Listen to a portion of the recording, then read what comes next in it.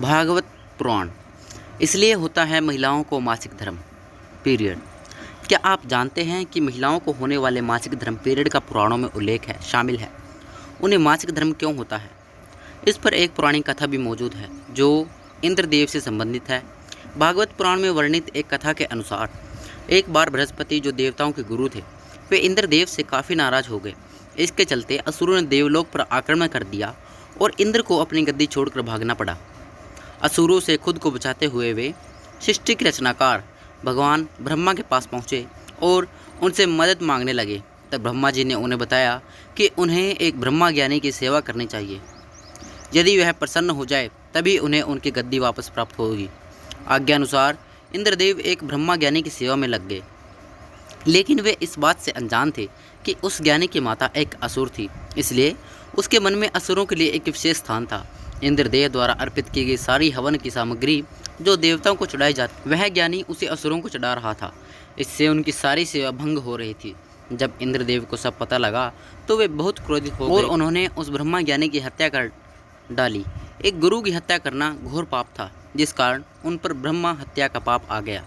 ये पाप एक भयानक राक्षस के रूप में इंद्र का पीछा करने लगा।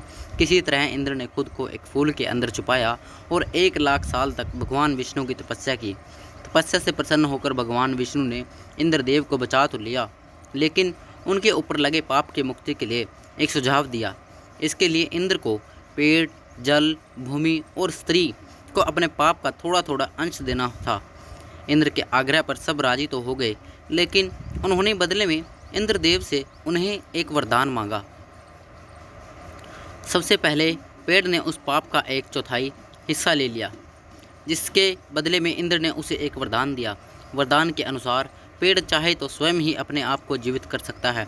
इसके बाद जल को पाप का हिस्सा देने पर इंद्रदेव ने उसे अन्य वस्तुओं को पवित्र करने की शक्ति प्रदान की। यही कारण है कि हिंदू धर्म में आज भी जल को पवित्र मानते हुए पूजा पाठ में इस्तेमाल किया जाता है। तीसरा पाप इंद्रदेव ने भूमि को दिया।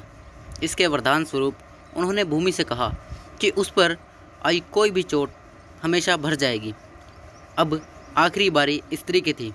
इस कथा के अनुसार स्त्री को पाप का हिस्सा देने के फलस्वरूप उन्हें हर महीने मासिक धर्म होता है, लेकिन उन्हें वरदान देने के लिए इंद्र ने कहा कि महिलाओं पुरुषों से कई गुना ज़्यादा काम का आनंद उठाएंगी। इस दौरान वे ब्रह्मा हत्या यानी कि अपने गुरु की हत्या का पाप ढो रही होती हैं, इसलिए उन्हें अपने गुरु तथा भगवान से दूर रहने को कहा जाता है। यही कारण है कि प्राचीन समय से ही मासिक धर्म के दौरान महिलाओं को मंदिर जाने की मनाही थी। दोस्तों, और इसी तरह की रोचक कहानियाँ और कथाएं जानने के लिए कृपया हमारे चैनल आध्यात्मिक ज्ञान को सब्सक्राइब करें और अपने दोस्तों के साथ शेयर ज़रूर करें।